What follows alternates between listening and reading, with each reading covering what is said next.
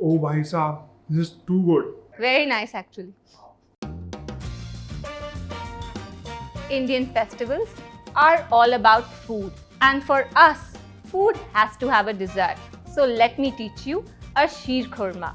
But my way, the smarter, healthier, but still delicious way. To make our Sheer Khurma, I'm going to be adding ghee to our pan.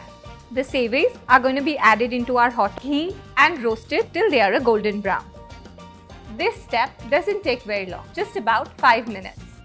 Ghee is liquid gold, तो अगर आपके joints और bones से क्रिक क्रिक की आवाजें आ रही है, अपने घी का सेवन बढ़ाइए. In the same pan, I am now going to be roasting our dry fruits. I am adding the dry fruits, which are almonds, cashews, pistachios, and raisins.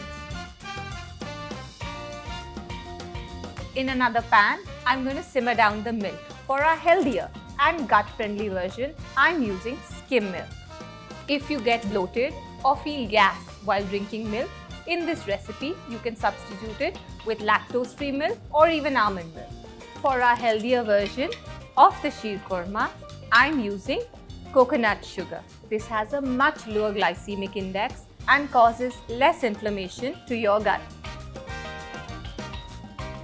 Now that our milk has simmered down, it's time to add back in the roasted seviyan nuts along with a little bit of cardamom, rose water and saffron. And my healthy Sheer Khurma is ready for you to enjoy tradition with balance. Here Vipul, time for you to taste. Oh, bhai saab, this is too good. Very nice actually.